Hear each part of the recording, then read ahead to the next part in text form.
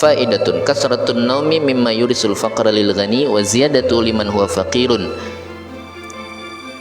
Suatu faedah yang menyebutkan, ini masih berkenaan tentang masalah tidur. Tidur itu mewariskan kefakiran.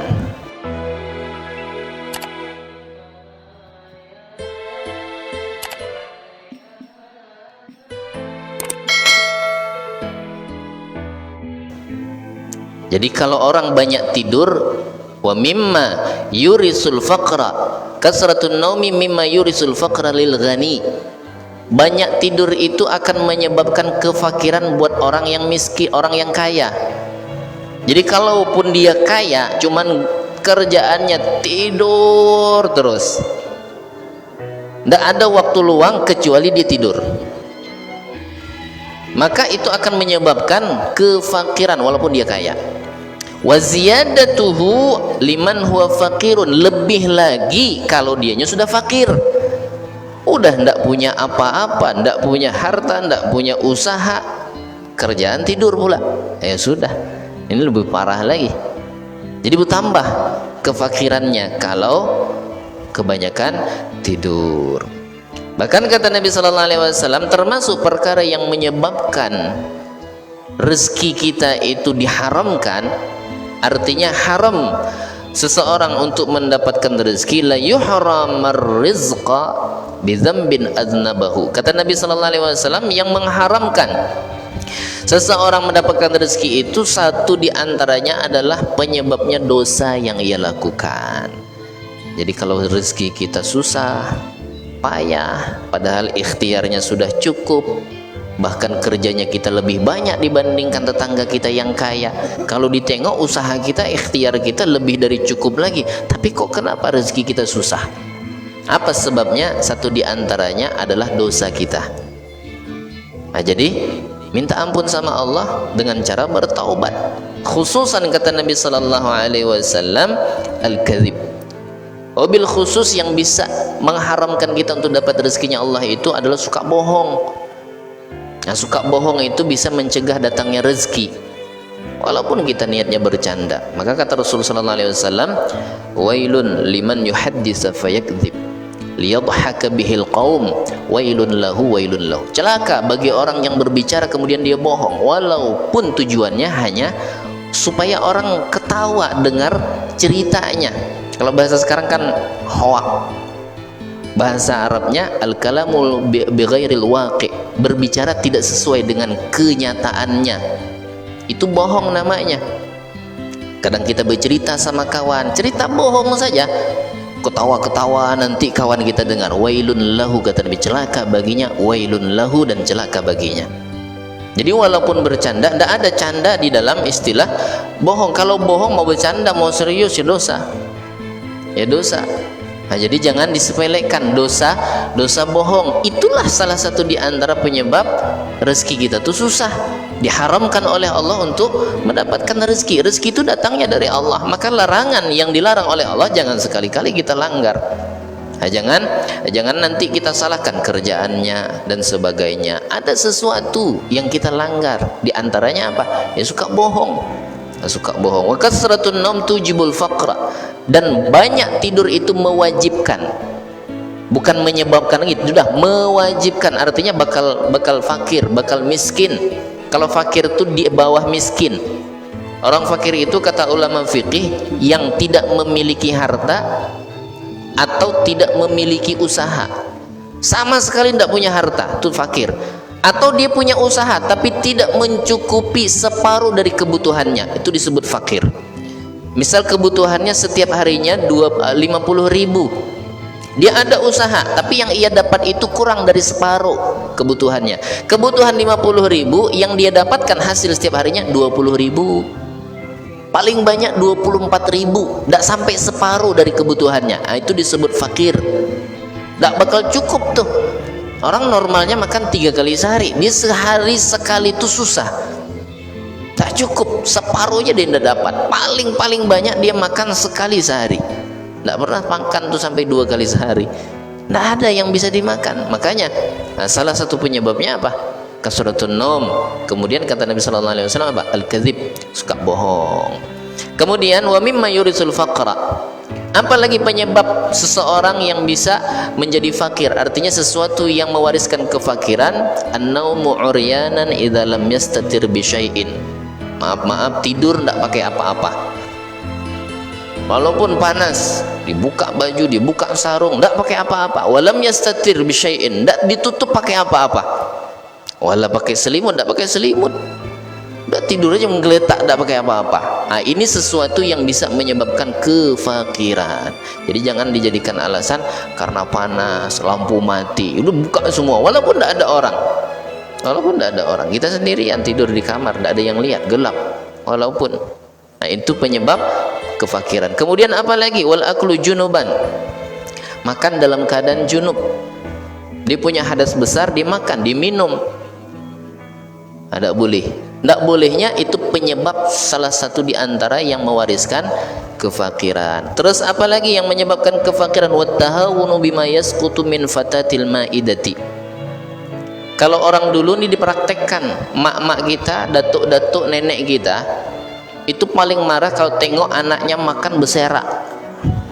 Di piring tuh nasi masih banyak berhambur di samping-samping piring tuh. Ini bab kefakiran. At-tahawun, yaitu meremehkan, menyepelekan, bima yasqutu min fatatil maidati, sesuatu yang terjatuh dari hidangannya. Bahkan Rasulullah sallallahu alaihi wasallam itu menganjurkan sisa makanan yang masih ada di jari jemari kita itu sunnahnya dikecup. Terlihatnya jorok, padahal itu sunnah.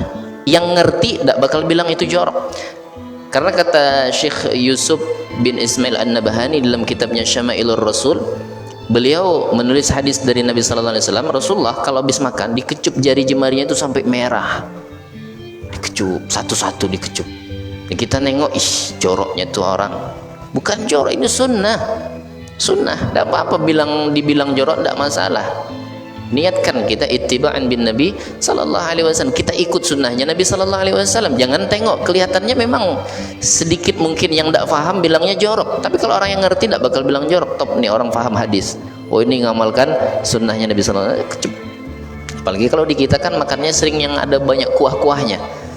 Ya kalau di Arab kan paling gandum, tidak sama kayak di kita. Jadi sunnah Rasulullah itu kalau makan dikecup. Sama yang jatuh di pinggir-pinggir piring kita. Orang tua kita dulu bilangnya apa? Nangis nasi nak kalau tidak dihabiskan. Tuh nasi masih berserak di pinggir-pinggir. Dikumpulkan, dimakan, dihabiskan. Makanya kita nyendok nasinya itu seukuran kira-kira habis saja. Ini enggak, kalau kita Allah masih separuh, setengah piring lagi, buang. Memang kita banyak, berasnya masih ada, nasinya masih banyak, tapi itu kan mubazir, berlebihan, menghambur-hamburkan. Maka kita ajarkan kepada anak-anak kita, kepada keluarga kita, jangan disepelekan.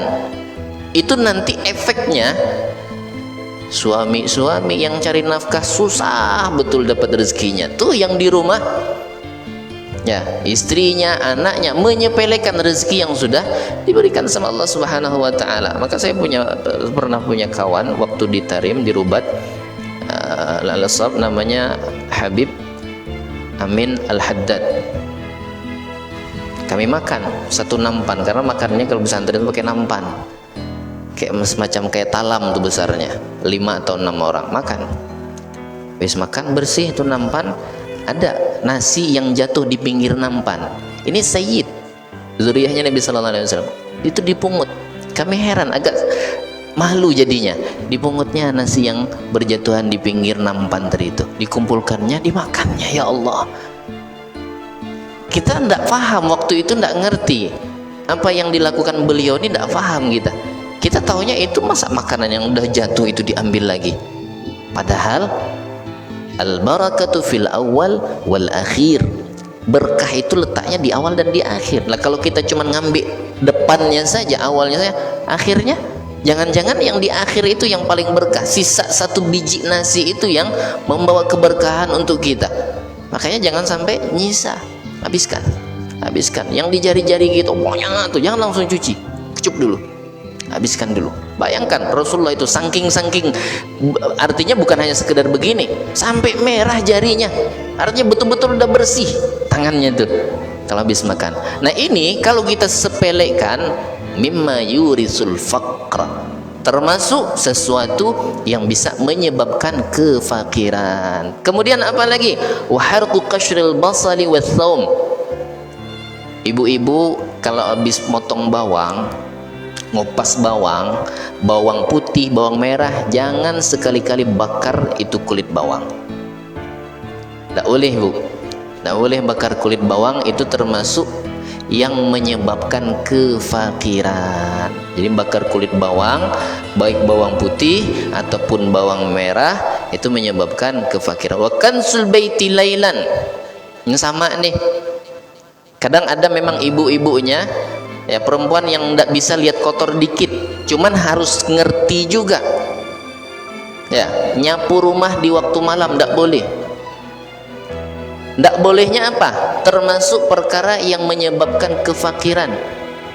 Nih kalau kita nengok kotor sedikit, mau disapu, nah, jadi tunggu siang, tunggu besok, pagi-pagi subuh-subuh, nah baru sapu.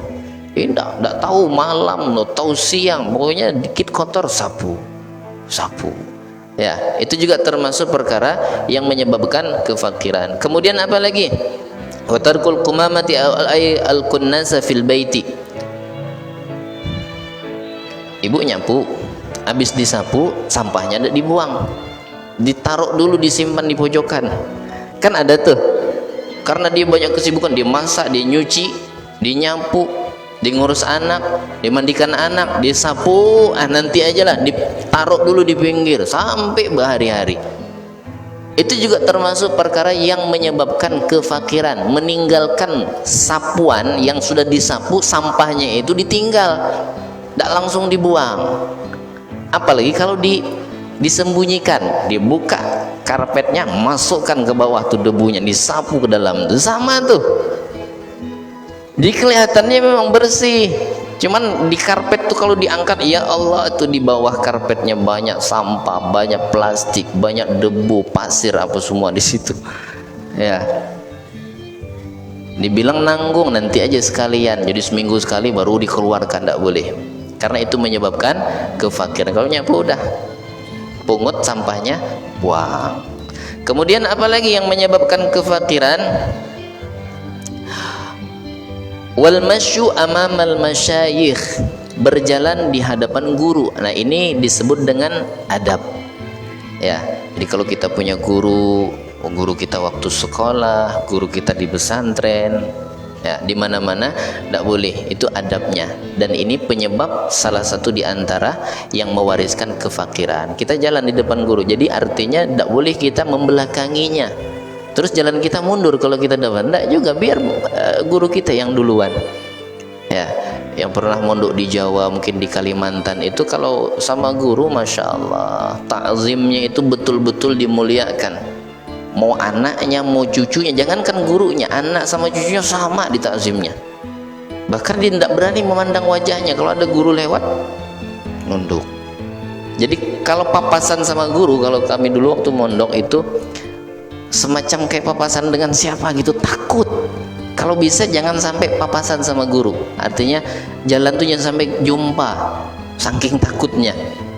Nah jadi salah satu perkara, ya kalau kita kadang-kadang ya biasa aja, ya memang gurunya tidak minta dimuliakan, tidak minta dihormati, tapi adabnya kita sebagai muridnya harus kita jaga. Maka itu salah satu di antara yang menyebabkan rezeki kita tuh susah, menyebabkan kefakiran, kita cuek. Ya, kita tidak menjaga adab kita dengan guru kita. Salah satunya jalan di hadapannya. Jalan di hadapan, al-masyu amamal masyayikh, yaitu berjalan di depan para guru. Wa nidaul walidain bismihima, sama nih. Ini juga masalah adab, memanggil kedua orang tuanya dengan panggilan nama. Emaknya dipanggil nama, bapaknya dipanggil nama. Itu anak yang manggil orang tuanya dengan panggilan nama, itu akan menyebabkan kefakiran untuk dirinya. Jadi jangan heran kalau rezekinya susah, Jangan heran dia sudah usaha tapi masih aja susah, rezeki tidak lancar. Kenapa? Dicuek, dia tidak mengindahkan, artinya tidak beradab kepada kedua orang tua. Jadi panggil nama orang tuanya. Kemudian wattahawunu bis shalah, meremehkan ibadah salat. Jadi gampang, menggampangkan, walaupun dia salat tapi senantiasa dia meremehkan, gampang, antar aja lah, masih jam 1, tengok jam, masih jam 2, wah masih jam 2:30. Nah, untuk salat asar misalkan jam 3, masih ada 20 menit lagi, saya sholatnya kan cuma 5 menit, nanti kira-kira kurang 10 menit baru saya sholat. Asik aja dia ya melakukan pekerjaannya. Itu namanya tahawun walaupun dia sholat. Nah, ini meremehkan ibadah sholat juga termasuk perkara yang menyebabkan kefakiran. Kemudian apa lagi? Wa khiyatatu sabbi wa huwa ala badanihi. Ini orang dulu juga bilangnya, orang kita Banjar bilangnya pemali. Ada bajunya sobek sikit, diambil jarum, ambil benang, dijahit. Kata orang Bahari itu pemali. Itu mimma yurisul faqra. Pemalinya orang Bahari itu dari datuknya, dari neneknya, itu mereka ada dalilnya. Mungkin sampai ke kuping mak kita tidak disampaikan oleh kakek nenek kita dalilnya, tapi taunya itu tidak boleh, dilarang. Pemali itu kan larangan artinya. Nah, ini salah satu penyebab kefakiran. Dia ada bajunya sobek sedikit, dikancing, dijahit. Celananya sobek, jahit. Masih di badan, tidak dibuka, buka dulu. Kalau mau jahit boleh, tidak apa-apa, tapi buka dulu. Jangan itu pakaian nempel di badan kita kemudian kita jahit dalam keadaan itu kita pakai. Jadi itu termasuk perkara yang menyebabkan kefakiran. Kemudian apa lagi? Wa isra'ul khuruj minal masjid. Assalamualaikum warahmatullahi wabarakatuh. Assalamualaikum. Dibuki langsung. Ya, tidak ada pakai wirid-wirid lagi. Ya, terlalu cepat keluar dari masjid, minimal ba'da doa. Makruh hukumnya kalau kita sholat berjamaah sebelum doa kita kabur. Dan ini termasuk perkara yang mewariskan kefakiran. Padahal kita tidak ada hajat sebenarnya, cuman bawaan hawa nafsu saja, keinginan hati kita saja. Wabil khusus ba'da salat maghrib, semuanya habis salat 5 waktu baca wirid dulu. Kemudian disebutkan kalau kita habis salat maghrib baca la ilaha illallah wa la syarika lahu lahul mulku wa lahul hamdu yuhyi wa yumiitu wa huwa ala kulli syai'in qadir 10 marrat, 10 kali, maka akan diberikan keamanan dari sesuatu yang tidak kita inginkan sampai besoknya.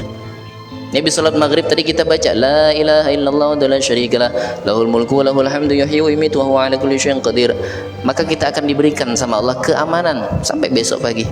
Habis itu kita baca Allahumma ajirni minan nar, Allahumma ajirni minan nar, Allahumma ajirni minan nar sebanyak 7 kali. Seandainya kita wafat, aman dari siksa neraka sampai besok subuh. Dalam waktu ba'dal maghrib sampai subuh kita baca tuh. Habis salat maghrib kita baca Allahumma ajirni minan nar, Allahumma ajirni minan nar, Allahumma ajirni minan nar. Kalau seandainya kita wafat sebelum masuk waktu subuh, aman dari siksa neraka. Wa kadzalika ba'da salatil fajri, begitu juga kalau kita habis salat subuh, Allahumma ajirni minan nar, Allahumma aman sampai waktu sore. Jadi kalau kita baca habis maghrib, kita baca habis salat subuh, aman. Meninggal kita di tengah-tengah waktu tersebut, aman dari siksa neraka. Apa arti Allahumma ajirni minan nar? Ya Allah, jauhkan aku dari api neraka, maka akan diberikan keamanan, kata Habib Umar bin Hafid bin Syekh Abu Bakar bin Salim. Jadi aman dari siksa neraka, maka baca wirid dulu. Tak sampai 10 menit rasanya kalau kita wiridan tuh. Ya, subhanallah baca nanti 33 kali, alhamdulillah 33 kali, Allahu akbar 33 kali. Habis itu ditutup supaya sempurna 100 kali, la ilaha illallah wa la syarikalah lahul mulku wa lahul hamdu yuhyi wa yumiitu wa huwa ala kulli syai'in qadir. Ghufirat khatayahu wa in kanat aktsar min zabadil bahri. Dosa kita dihapus sama Allah walaupun kesalahan kita lebih banyak dari buih di lautan. Tuh cuman 100 kali zikirnya. Udah habis itu Allahumma sholli wa sallim, doa. Habis doa ya silahkan apa saja aktivitas kita yang perkara-perkara yang positif silahkan lakukan. Jadi jangan terburu-buru, dan ini termasuk perkara yang menyebabkan rezeki kita tuh susah. rezeki kita tuh tidak lancar. Sebab kefakiran kita tuh ini nih, al-isra ilal khuruj, yaitu bersegera untuk keluar minal masjidi, daripada masjid. Kebalikannya, wattabkiru lidhihabi lil aswaq, kalau sudah ke pasar, dia subuh udah ke pasar. Beda kalau ke pasar di pagi-pagi, tidak boleh telat sikit. Kalau ke pasar dia mau pagi-pagi, wal but'u fir ruju'i minha, pulangnya lambat. Ya, kalau untuk sholat dia perginya lambat, keluarnya cepat. Kalau ke pasar dia perginya cepat, pulangnya lambat, padahal tidak ada hajat. Hajatnya cuma beli gula, tapi 3 jam 2 jam di pasar, nongkrong sana nongkrong sini. Ini perkara yang menyebabkan kefakiran. At-tabkir lidhihabi ilal aswaq wal but'u fir ruju'i minha, terlalu bercepat-cepat pergi ke pasar dan pulangnya lambat. Nah, ini termasuk yang jelas secara zahir duitnya banyak habis. Ya kalau di pasar itu kan, kalau kita tidak bawa uang ya tidak betah kita lama-lama. Nah, nanti insya Allah akan kita lanjutkan lagi, masih ada beberapa perkara nanti yang menyebabkan kefakiran. Inilah yang bisa saya sampaikan, lebih dan kurangnya saya mohon maaf. Billahi taufiq wal hidayah. Assalamualaikum warahmatullahi wabarakatuh.